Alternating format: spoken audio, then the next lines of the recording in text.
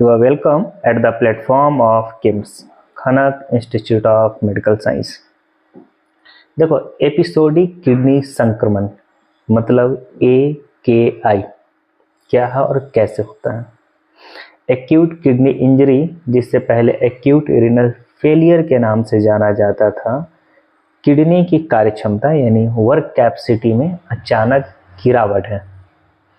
इसका मतलब यह है कि किडनी से वेस्ट प्रोडक्ट्स यानी अनवांटेड प्रोडक्ट और एक्सेस वाटर, अतिरिक्त पानी को सही तरीके से फिल्टर नहीं हो पाती है। यह एक गंभीर स्थिति है जिसमें तुरंत ट्रीटमेंट की आवश्यकता होती है। AKI के कारण समझो। AKI होने के कई कारण हैं। जितने सारे रीजन हैं इसको 3 मेजर पॉइंट में डिवाइड किया गया है, यानी 3 कैटेगरी में डिवाइड किया गया है। First one is pre renal कारण का मतलब ब्लड सर्कुलेशन में कमी के कारण किडनी में तक ब्लड पर्याप्त मात्रा में नहीं पहुंच पाती है, यानी किडनी के पास पर्याप्त मात्रा में ब्लड नहीं पहुंच पाता। क्यों नहीं पहुंच पाएगा किडनी में पर्याप्त मात्रा में blood?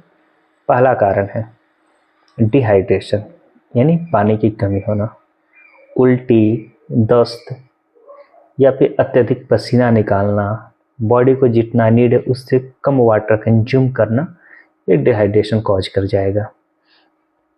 Low blood pressure, high heart failure, sepsis यानी एक तरह का इन्फेक्शन या शॉक के कारण, ब्लड लॉस होना किसी चोट या सर्जरी के कारण। तो ये 3 कारण थे जिसमें प्री रीनल के कारण बन सकता है। डैट मीन्स किडनी के पास सफिशेंट ब्लड का सप्लाई नहीं हो पाएगा।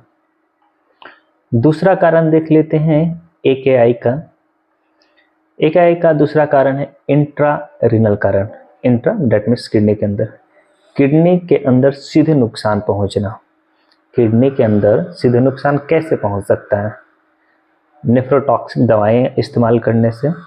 नेफ्रोटॉक्सिक दवाएं that means antibiotics, non steroidal anti inflammatory drugs, radiographic contract dye, ये सब इस्तेमाल करने से।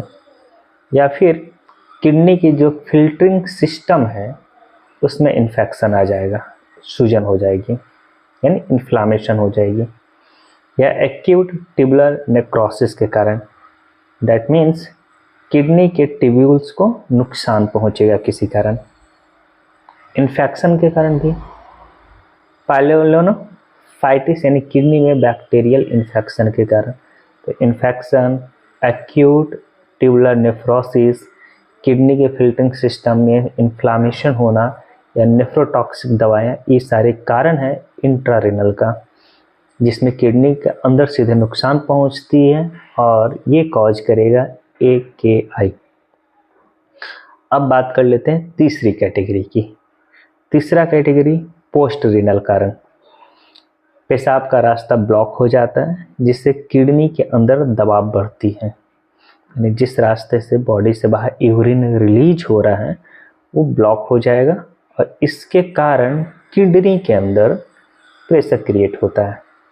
क्यों प्रेशर क्रिएट हो सकता है? पहला कारण है प्रोस्टेट का बढ़ना। एक एज में मेल में जनरली प्रोस्टेट इनलार्ज हो जाते हैं। स्टोन यानी पथरी अगर फॉर्म हो रहा है तो भी किडनी पे प्रेशर बनती है। अगर ट्यूमर कॉज कर गया या चोट लग गया तो भी प्रेशर बनती है। अब AKI के लक्षण देख लेते हैं। AKI का लक्षण बिल्कुल इजी वे में समझेंगे। AKI के लक्षण अन्य बीमारियों से मिलता जुलता है, दूसरा डिजीज है उससे मिलता जुलता है, लेकिन इसका कुछ संकेत है जो नोटिस किया जा सकता है।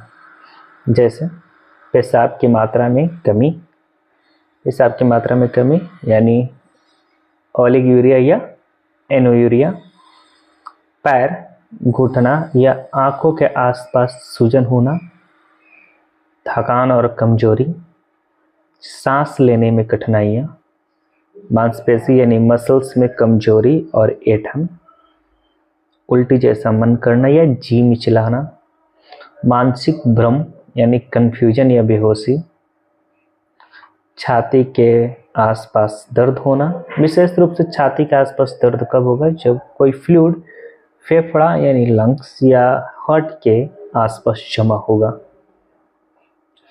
अब बात कर लेते हैं AKI का निदान कैसे किया जा सकता है। समझो, ब्लड टेस्ट करके। पॉइंट नंबर 1, ब्लड टेस्ट करके। ब्लड टेस्ट में सीरम क्रेटीन देख सकते हैं, ब्लड यूरिया नाइट्रोजन का लेवल भी जांच सकते हैं, इलेक्ट्रोलाइट्स, सीरम इलेक्ट्रोलाइट्स संतुलित बैलेंस है या नहीं, इसका भी टेस्ट कर सकते हैं। पॉइंट नंबर 2, यूरिन टेस्ट के द्वारा। यूरिन टेस्ट में प्रोटीन, ब्लड या जो अन एलिमेंट्स होता है उसका प्रेजेंस या अब्सेंस हम लोग देखते हैं। तीसरा पॉइंट है इमेजिंग टेस्ट की तरफ मूव करेंगे। अल्ट्रासाउंड या CT स्कैन से किडनी और यूरिनरी सिस्टम में जो रुकावट है उसका भी पता किया जा सकता है। एक और टेस्ट की तरफ मूव करेंगे, प्रोसीजर की तरफ, that is 4th number, biopsy. कभी कभी किडनी के जो सेल्स होते हैं उसके स्थिति को जानने के लिए बायोप्सी किया जाता है। अब बात कर लेते हैं AKI का उपचार कैसे किया जाता है। AKI का उपचार इसके कारण और गंभीरता पर निर्भर करता है, यानी ये कैसे हो रहा है और कितना सीरियस है इस पर डिपेंड करता है। देखो, पहला क्या करते हैं हम लोग, फ्लूइड संतुलन बनाए रखना, बॉडी के अंदर फ्लूइड को संतुलित। डिहाइड्रेशन के लिए IV फ्लूइड देंगे, अगर ओवरलोडेड है तो डायरेटिक्स मेडिसिन है उसका उपयोग करेंगे। कारण को दूर करेंगे, जिसके कारण हो रहा है उसे दूर करेंगे। इन्फेक्शन होने पे एंटीबायोटिक्स, अगर नेफ्रोटॉक्सिक मेडिसिन है तो उसको रोकेंगे। ब्लॉकेज है तो ब्लॉकेज को हटाने के लिए सर्जरी या कैथेटर का प्रयोग करते हैं। तीसरा पॉइंट है डायलिसिस की तरफ भी जा सकते हैं। अगर किडनी पूरी तरह काम नहीं कर रही है, किडनी का फंक्शन नहीं है, किडनी माल फंक्शन हो जा रहा है, तो डायलिसिस का सहारा लिया जाता है। डाइट और लाइफ स्टाइल में बदलाव भी कर सकते हैं, जैसे नमक, पोटेशियम कम करेंगे, या जो आप डाइट ले रहे हैं उसमें साल्ट और पोटेशियम एक लिमिट में हो, थोड़ा कम हो। प्रोटीन का भी डाइट लिमिट में ही लेंगे, यानी कि एक्सेस प्रोटीन कंज्यूम करें या प्रोटीन कम ही कंज्यूम करेंगे, ऐसा नहीं, बैलेंस करें। फ्लूइड का जो लिक्विड है, फ्लूइड का सेवन पे नियंत्रण करेंगे। ऐसा हम लोग एक मिथ है कि अधिक पानी पीना चाहिए, नहीं, बॉडी को जितना रिक्वायरमेंट है उतना ही फ्लूइड लो, उतना ही पानी लो, ना कि कम ना कि अधिक। अब AKI से बचाव कैसे कर सकते हैं। AKI से बचाव के उपाय देखो, लिमिट में पानी पिएं, जितनी बॉडी को रिक्वायरमेंट हो उतना ही पानी लें। इन्फेक्शन से बचने के लिए साफ सफाई पे विशेषकर ध्यान दें। नेफ्रोटॉक्सिक जो मेडिसिन होता है उसका उपयोग ना करें, या फिर बहुत ज़रूरी हो, बेहद ज़रूरी हो तो उपयोग थोड़ा कम करें।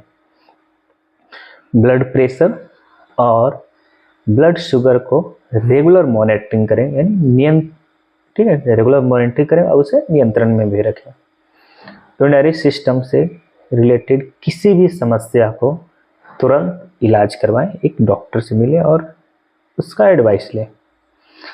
इस वीडियो का निष्कर्ष क्या निकला? AKI एक गंभीर बीमारी है, लेकिन समय पर सही उपचार से इसे ठीक किया जा सकता है।